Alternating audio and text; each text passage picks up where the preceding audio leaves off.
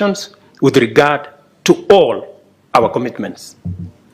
As matters stand, our most core mandates depend on the goodwill of development partners. Just imagine, including critical peace and security matters, that our own peace and security fund is funded by development partners more than is funded by us as heads of state and countries.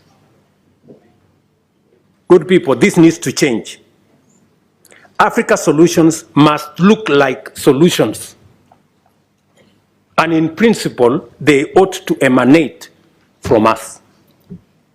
How do we say we are providing African solutions if it is funded by development partners? It's a fallacy. It means we have no capacity to provide Africa solutions if it is being funded by others. A case in point, we have a situation in Sudan. The generals in Sudan are bombing everything.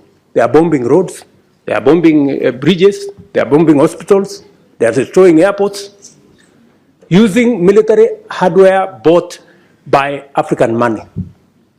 Just imagine. We need to tell those generals to stop the nonsense. Yeah.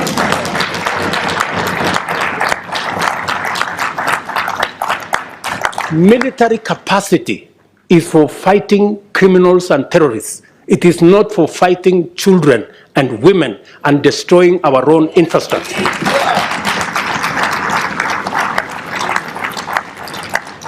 But as it is, we have no capacity to stop this nonsense in our own continent because our own peace and security fund is funded by others. We have a problem. But I'm telling you, we are going to correct this problem. It is us to do it.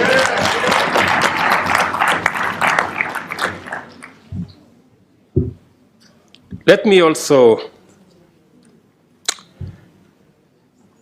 tell you that I think we're going to have a new, and we need your help.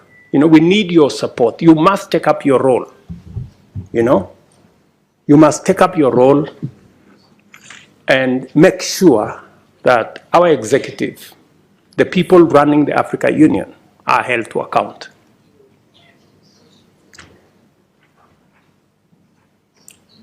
With this vision in mind, I sought and was privileged to receive the approval of the African Heads of State and Government Summit to have the honor of hosting the Africa Climate Summit in Nairobi this year in September. This will be a major gathering of African and global leaders to deliberate and consolidate a clear African position and clear African voice as we project our agenda in the global stock-take engagements and the build-up to COP28.